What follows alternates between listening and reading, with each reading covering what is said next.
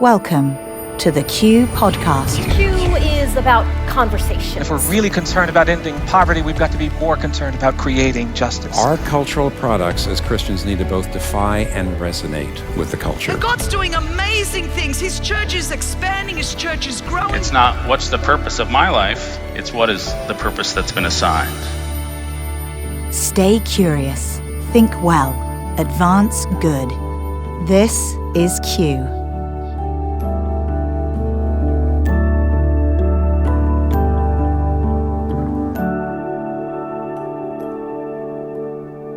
Welcome back to the Q Podcast. If you're joining us for the first time, you definitely are entering into a conversation that's already been happening, and I would encourage you to go back and listen to these last two episodes. We're talking about this cultural issue of sexuality. We know it's a tense one, and many wonder, why in the world is Q taking this on? It's too divisive, too controversial, and yet we do believe this is the conversation most people, many Christians, are trying to work through, and too often it's in private. It's like these quiet conversations off in the corner. Nobody knows how to talk about it because the language can be confusing and people can get hurt feelings because they said something wrong. And so what I find is there's a little bit of silence around this.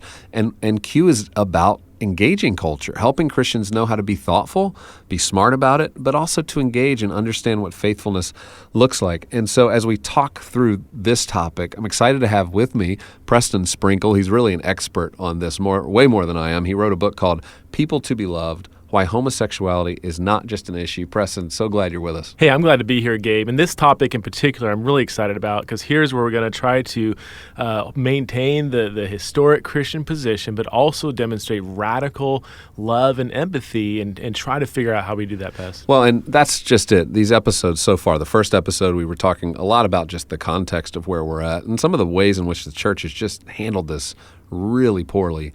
And then the second episode was all about theology and how do we think about those big, challenging questions. This third one, though, is right where the rubber meets the road. This is where people interact with people. It's our relationships. It's our friends. It's those we love. It's our family members. It's those our colleagues at work or the people that we live next door to. You know, what does it mean for us to love people well, even if we hold on to this historic point of view? And Preston, listening back at the last episodes, I mean, I just love having you on. First of all, way better voice inflection than me, okay? I'm a little too uptight, a little boring. You actually are just fun, and it's just been great to have like a little mix here for this conversation. So thank you for that. But also on this episode, I know we're going to hear some stories of real personal interactions you've had with people and what it looks like to try to do this well. Yeah, over the years, I've gotten to know many gay, lesbian, transgender people, and I can honestly say I'm a better person for it. Like I have had so many conversations where I walked away just truly, genuinely enjoying this person. And sometimes there's agreement, sometimes there's disagreement, but even within that, it's about people, and relationships are going to have some things to work through, and that's okay. The main thing is that we value people as people when we move into this discussion.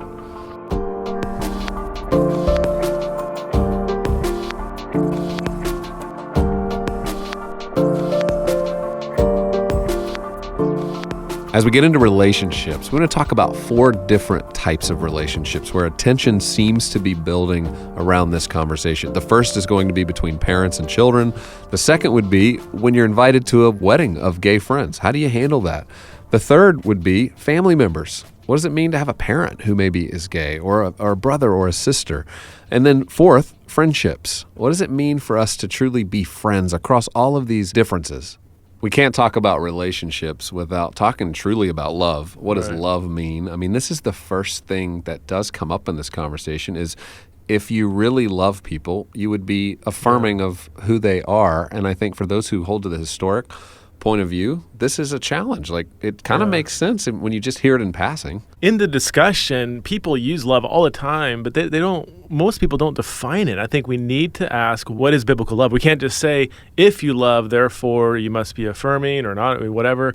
Like we need to understand what is it we're even talking about when we talk about love. Yeah, so what is Christian love? And I know when I had this discussion with Gene Robinson at Stanford, he had just written a book called God Believes in Love. Yeah. You know, Rob Bell's book, Love Wins. Right. Which is all true if you understand what do you mean by love? Yeah, so the disagreement isn't over the word love, but okay, once again, what does it mean So tell us a Yeah. little bit, like from Scripture, what is the definition of love? I mean, in Scripture, all over the place, whenever love is used, it refers primarily to an action. Jesus says, greater love has no one than this, is somebody lay down his life for his friends. And he commands us to love our enemies even, or if you love me, you will keep my commandments. And so love in the Bible is primarily an action. And so everybody should agree that Christians in loving LGBT people means that we are unconditionally for them, that we welcome them, that we are committed to them, but that doesn't in and of itself mean that we affirm everything that everybody does or feels. And I think that's the confusion right now about the definition. Like if I were to break it down into, there's kind of two primary ways people, when they hear the word love right now, they think about it. One is love just equals sex, right? Just basically, if I love somebody, that means we're having sex, and it sort of is really limited to not even a deep commitment. It's just all about sexuality. But the other one is that love equals affirmation. It's that if I love somebody, that means I will affirm everything about them all the time, whatever they desire. I'll pat them on the back as they go do whatever they want to do. And that doesn't align with what you just described as the definition of love. The way I often talk about it, Gabe, is that, if holiness is a good thing, if that's good for humanity to be holy, then love, if you truly love somebody, you will love somebody into holiness, not away from it. So we have to understand what is holiness, and that's what we did last episode. A helpful resource for me in trying to understand love was C.S. Lewis's book, where he talks about the four loves. And in that, he describes 4 different types of loves, of which one was eros. One dealt with sort of passion and what that would look like in a relationship. And for those who want to go deeper into this, I would highly recommend that. But I want to jump into the relationship aspect here. What does it mean for us to apply love, biblical love, to people in relationships? And I know one of the most difficult stories we hear so many times from those who've grown up in the church is that when they came out for the first time as somebody who's experiencing same-sex attractions, telling their parents was the scariest possible thing that they would ever have to do, and many of them had a horrible experience with that. I could not agree more. That when I'm talking to gay and lesbian people who came out, that was, unanimously a frightening moment. And most of the time, it didn't go too well. Most of the time, it was, the parents didn't listen. They didn't really ask questions. They just kind of freaked out, or confronted them, or I hear stories of what about that girl you took to the prom? They try to almost like convince them that they're not really gay, and it is a tough thing to navigate when you're a parent who is a Christian committed to a traditional sexual ethic. How can you maintain that conviction and yet still love? And I think the number one key is that to listen is to love, just listen. We asked Russell Moore specifically about this. Now, Russell Moore is somebody who's a leader in the Southern Baptist Church. He's somebody who speaks to cultural issues all the time. And we wanted to know from his perspective in the Southern Baptist community, what is he recommending to parents when their children come out to them as gay? Well, I think one of the things that is a temptation for Christian parents is, and I think this is a temptation for all of us as Christian parents, is to sort of see our child's situation as a kind of referendum on us. And I think that I've faced that when my children are misbehaving in public, and my initial responses are people going to think that this is the result of my bad parenting. Well, that's that's idolatry. That's my being more worried about myself than worried about my child. And I think sometimes that can particularly be the case on something that is a fiery culture war issue of the moment, and in which there have been at least some sectors of the church that have spent a lot of time kind of trying to psychoanalyze sexuality in such a way that there are people who wonder, well, what did you do as a parent, in ways I think are totally illegitimate. So what I would say is, love your child, be a gospel witness to your child. If your child's a Christian who's experiencing same-sex attraction, don't freak out, don't panic, don't give a picture to your child that somehow you're repulsed by him or her. And then disciple your child as to what.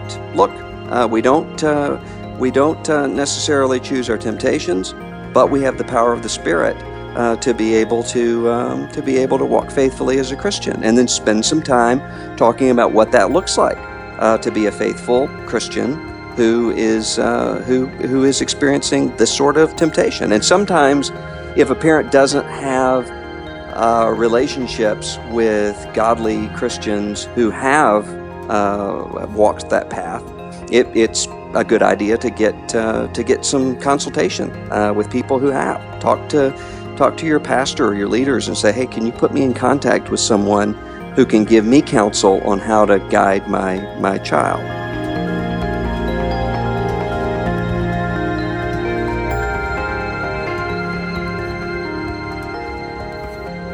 So we talked about the parenting relationship with the child, which I know is very sensitive and difficult, but there's also these challenging relationships with just our friends, and specifically, I think one of the conversations for a lot of people now is, how do I love my gay friend who decides they're going to get married? In our country, obviously, that's the new law.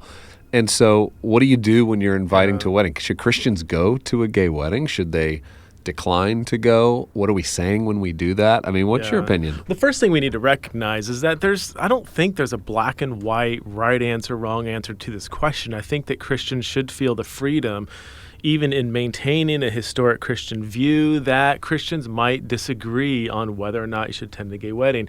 The questions I ask myself and what I tell other people are, what are you going to communicate to the couple when you go? I mean, if you're invited to a gay wedding, I'm going to assume that you're close friends at the very least. They probably know where you land on the question, and so by attending, you're not, by definition, you're not saying that you now affirm gay marriage as a whole. You're just going. I don't know if that's true. I mean, I think when you go to a wedding, I mean, historically at least, people attending a wedding, it did mean you were affirming. And in fact, in the middle of the wedding, they usually ask that question, like, if anybody disagrees.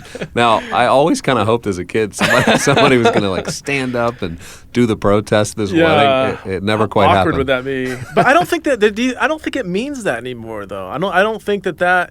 When you attend a wedding, I do agree that traditionally your attendance meant full affirmation, but I don't think that means it anymore. Do you? I mean, do you think it carries the same weight? Well, I think it has lost. I think weddings in general have lost a bit of that sort of sacredness. It used to be a lot of weddings only took place in a church and all of that. And obviously weddings take place anywhere now. Yeah. In fact, Las Vegas or online you can get married. So I think, a lot of the sacredness around marriage has changed. But I do think that's the dilemma for a lot of Christians. And I agree with you. Lots of freedom here for people to make the decision that they need to make. Yeah. And I do think some would say the relationship really matters to me. Like for me, not to go to the wedding, to this moment in their life they're celebrating, is for me to say, basically, I want out of this friendship. I want out of this relationship. And I think for others, they would say, actually, because of my relationship with them, they will respect me more because I stick with what I believe, even though they know I love them, and I'll send them a gift. But it doesn't mean I'm going to participate because it kind of violates my personal conscience. Here's how I would evaluate that question. As a minister, I could never perform a gay wedding because I do believe that is publicly and even theologically putting your stamp of approval on that wedding. Would I ever attend? I think there's some gray area. I would ask other questions about what this would convey. Would I be in a wedding, maybe as a groomsman? Again, I feel like that level of participation is by definition communicating something more than just if you're attending. The one thing I would challenge everybody though is that we need to be consistent. If we're not going to go to a gay wedding because we don't agree that that's right, then you shouldn't go to a wedding of an unbeliever and a believer, or a divorced couple getting remarried, and so be consistent. In what you're attending and what you're not attending. And that's where a lot of the hypocrisy seems to come from, is people not being consistent, making a big deal about a gay wedding, but not even talking about these other scenarios that aren't biblically endorsed. Right. And so, but I do think where real people live, they're going to buy a gift for them. Of course I would. It would not be loving. Is it affirming of this because I get a gift from my friend? I mean, it's like, in my opinion, no. That doesn't mean you're affirming everything about a person's relationship, but there are these moments where you want to be loving and kind and reach out and walk with people in their journey, because you never know how God's wanting to use that in the life of the person that you're called to love.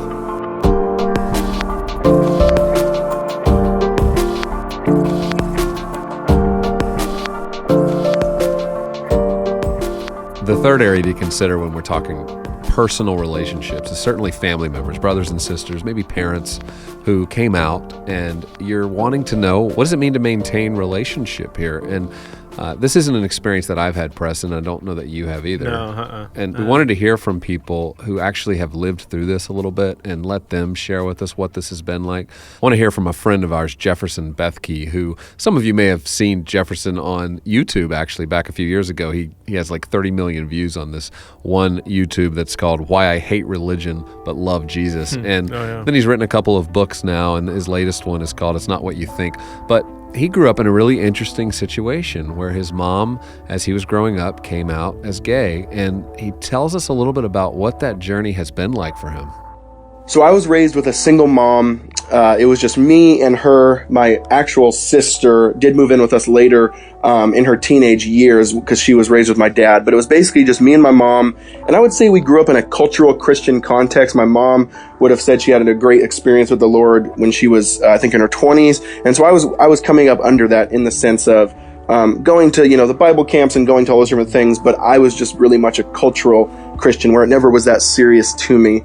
And then fast forward to, I think, junior, senior year of high school. I'm about to leave to go to college, and my mom comes out to me as gay. And then I really remember that just being really a hard season for me. And then I go to college, and freshman year of college have a real experience with the Lord, with grace, with what it really means to be called to follow Jesus. And so in that 1 or 2 year span, I just had to rethink everything. I had to restructure my whole life. I had to think about the big questions, think about my relationship with my mom.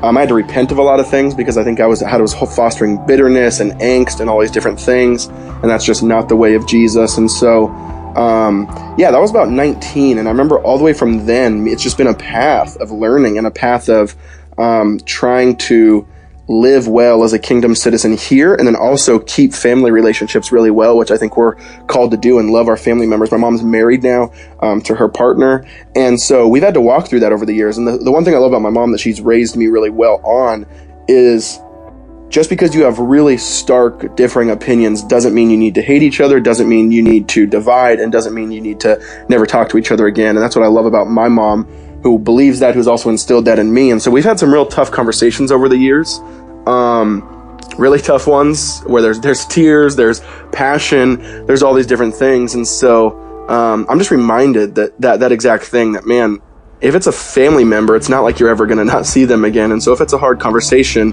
have it with love, with generosity, with grace, with kindness. And that's just what I've been trying to learn. The way of Jesus in this regard is, how do I show the kingdom way? How do I be a kingdom citizen properly, not only in society, but in my family? And I love my mom to death. She's taught me so many amazing things.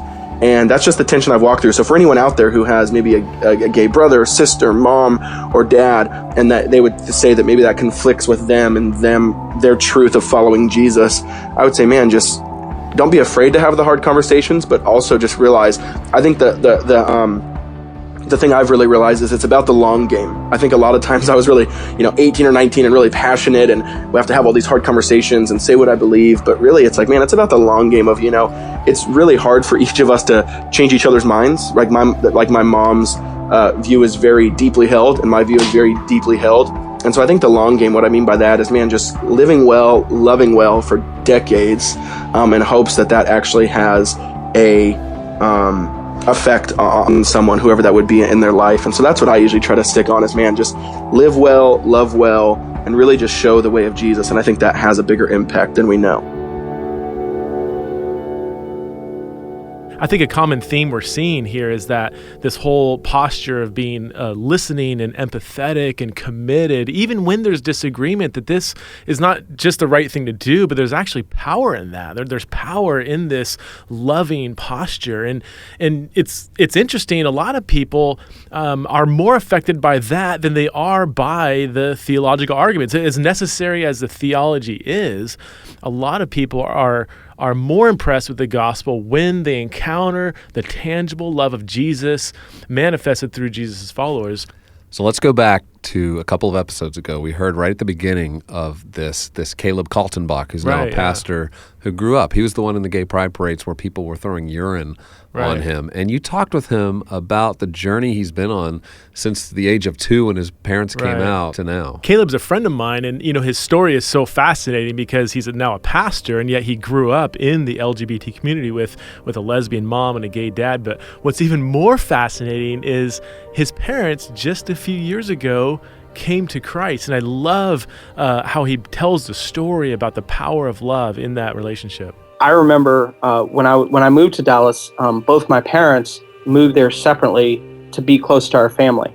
And when they got to Dallas, both my mom and dad started attending the church where I was preaching. And they knew what I believed. They knew what the church's stance was on same-sex relationships and other same-sex issues, but yet they still came, which blew me away. And 2 weeks before we moved back here in the summer of 2013, both of my parents trusted Christ, which was just incredible to me. It amazed me. I couldn't believe it. It was hard to believe, honestly. They trusted Christ. And I asked my mom, I said, and dad both, I said, what was it that made you kind of, look at this and switch your worldview and realize and identify with Jesus Christ, first and foremost? And they said it was the way people treated us. It was the way people loved us. It was not this biblical argument or that biblical argument that, people treated us well, people loved us.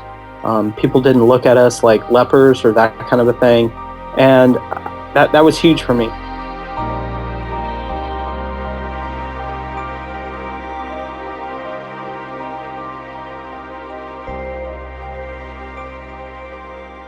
That story just puts an exclamation point on something we talked about in the previous episode, which is that theologically persuasive arguments aren't always the way that people would ever see their minds change on something like this. It reminds me of the story of Zacchaeus, where you have this tax collector who's obviously, so far from the gospel, and all Jesus does to change his heart is he loves him. He says, I need to dine with you. And it's probably the first time a religious leader ever took the time to sit down and hang out with this guy.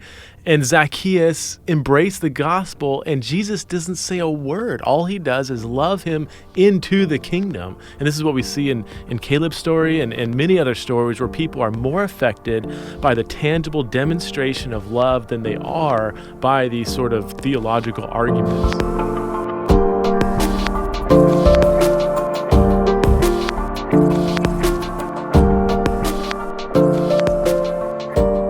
The fourth type of relationship we're going to talk about in this episode is friendship. And Preston, I think this is where we all have a lot of dilemmas today, is we have friends who we disagree with, unbelievers, right, who just have a totally different view. There's also Christians who are friends and peers who are starting to find a different position on this than the historic position. Yeah. Like, how do we handle that? It's important not to reduce everybody to one side or the other. There's a different way in which people are holding on to their different views. So I describe two different types of affirming people that I know. One is a person who has like a Justin Lee, who wrote a book, Torn, and talked about how he, pored over the scriptures for years and was on his knees begging God to give him wisdom and what this meant. And he ended up landing on an affirming view. His posture seemed very humble, very Christian, very devoted to the gospel and God's word. And obviously I disagree with how he's interpreting that, but that posture I could admire. And yet I talked to some other people on the affirming side, and it's kind of like, my authority is my desires and Oprah, and that's just the way it is. And they have really no space in their posture for submitting to the authority of God's word, submitting to Jesus. And they may both agree on the affirming view, but they come at that from very different angles. And so my relationship is probably going to be a little bit different to each one. Yeah, so the person who's maybe handling it a little more respectfully, I guess, is what you're saying. Humbly, it's respectfully, sure, yeah. I think for me, the challenge is that obviously you want to not have friendships just rely on shared belief. I mean, this is a Christian idea. We should be friends across all kinds of lines, not just belief and theology, but those who follow other religions and who have no religion at all. So I think we have to be very clear here. We are to be friends with everybody. I do think there's a little more of a dilemma now, though, within the church right now, where you have unbelievers who are going to disagree completely with historic point of view here, and we're commanded to continue to love and pursue and to not. They're unbelievers, of course they're not going to agree. Yeah. But in the church, I mean, I do think there's some question about how to handle this within the church, and this is one of the dilemmas Tim Keller addresses in one of my questions to him is, what do you do about this when you have a friend who was once holding the historic position and then they move to an affirming position? I think on the one hand, if a person is a Christian, a strong Christian, or a friend of mine, and I trust their Christianity, I trust their faith, and they make this move, they make this change, and they say, well, I think it's okay for mutual, loving, same-sex attracted people in a monogamous relationship. I think that's okay biblically. That doesn't mean now suddenly this person can't be my friend or shouldn't be my friend, and this person is not, I don't believe is a Christian. None of that. Personally, I don't want to change that relationship. It might be, there might be tensions there. I don't want to change the relationship. Do I think it's really one more thing that Christians differ about, like women's ordination or tongue speaking or divorce or things like that? The answer is no. I don't think it's just one more thing. I think it's a much bigger break with the tradition of the past, a much, much bigger break with the church of the past.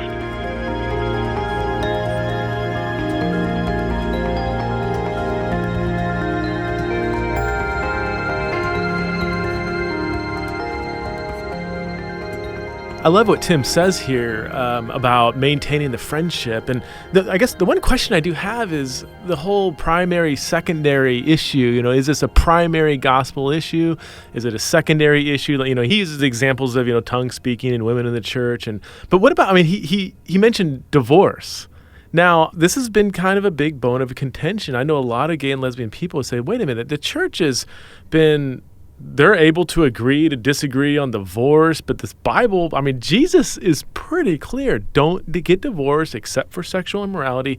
And the whole remarriage thing seems to be pretty clear in Scripture. Gabe, what do you think? Is the fact that the church can agree to disagree on divorce, we have divorced and remarried people in our church, is that not similar to saying, hey, we should, allow people to agree to disagree on the affirming view? Well, I think you're missing a little bit of Tim's greater point, which is that this is a primary issue. This idea of sexuality, God's design, what relationships and marriage are meant to be, it is central to the witness of Christ, to what he saw in the beginning for human flourishing. And so I get the little reference to divorce, and you're right, it's used a lot, and people say, hey, we do this. The difference is you don't see anybody in a church holding up divorce and saying, this is a good thing. I think more people should get divorced because we see this as a good in our community. Everybody pretty universally agrees this is bad, and Jesus permits it in certain very specific situations, but it's not the same with same-sex relationships. There's not, as we've discussed in the theological episode, there isn't this evidence of it ever being something that could be affirmed as a good. What to me is challenging is in the church when you have people who now start advocating for this other view, this affirming view. I do see a problem there. I don't think it's helpful for there to be a lot of confusion in the church about what does it really mean to be a Christian? Is this a secondary or a primary issue? Tim obviously referenced that, no, this isn't just like a bunch of debates that we have about theology in the church. This is actually completely central. It's a huge deal. And while you maintain friendship, I know for me as I think about think about the work that we're doing, I do have to be thoughtful about not confusing Christians to just see this as just, it's just another minor topic. I agree with what Tim says here. This is not a secondary issue. This is a serious departure from the historic Christian witness regarding sexual ethics, sexual immorality. I do love, there is a tension here, though, in what he said. You still maintain, you don't just break off a friendship, and yet you can still recognize that this is not just a secondary issue. And I think there's a tension there in that space, how to navigate that. Yeah, and I think in the days ahead, for those in the church, especially those leading as pastors or working within the church environment, there will be more discussion about what does it mean for somebody to depart from this historic view? What does it look like for them to still participate in the life of the church? Do they teach? Do they lead? I mean, these are discussions that are coming, and I think there should be a lot of freedom in how churches are going to engage that, but I think we should be aware that tension's on its way if it's not already here. I think it's important just to recognize that this is going to be an ongoing discussion. This is where we don't need to, I think, rubber stamp every kind of decision we need to make in every situation. I think just doing this, just like teasing out, the implications and consistencies and how we are, relating to people who are disagreeing, I think that discussion needs to be an ongoing one. And on the next episode, that's really the direction we're now headed, is into what does it mean to do ministry well? What does it mean for churches to really show up in the lives of people who have same-sex attraction, or those who are single, or those who are really trying to work through this in relationship? How do we actually play that out as a church? How do we play it out as a body? What are some of the policies maybe churches are going to adopt? Should churches dedicate the children of gay couples? How do we engage with the marriage discussion broadly as a church today? These are some of the questions that, at a real practical level, church leaders, elders, boards, teachers, parents are really trying to work through and require a little bit of discussion. We also have to look at how the church has failed in these areas, and there's a mess that we have to sort of clean up before we can move forward. Well, as we wrap up this episode, I want to remind our listeners that if you have questions, please send them to us. Preston and I are going to do our best to answer those when we get to the final episode of this series. And go to qideas.org/podcast. Share it with your friends. Let's invite more people into these kinds of discussions that we can have out in public, and we can discuss what our opinions are, where we disagree, and also find freedom in some of this disagreement. So please join us again for the next episode, where we'll talk about these ministry-related questions. To hear my full interview with Tim Keller on the homosexuality topic, go to qideas.org/podcast.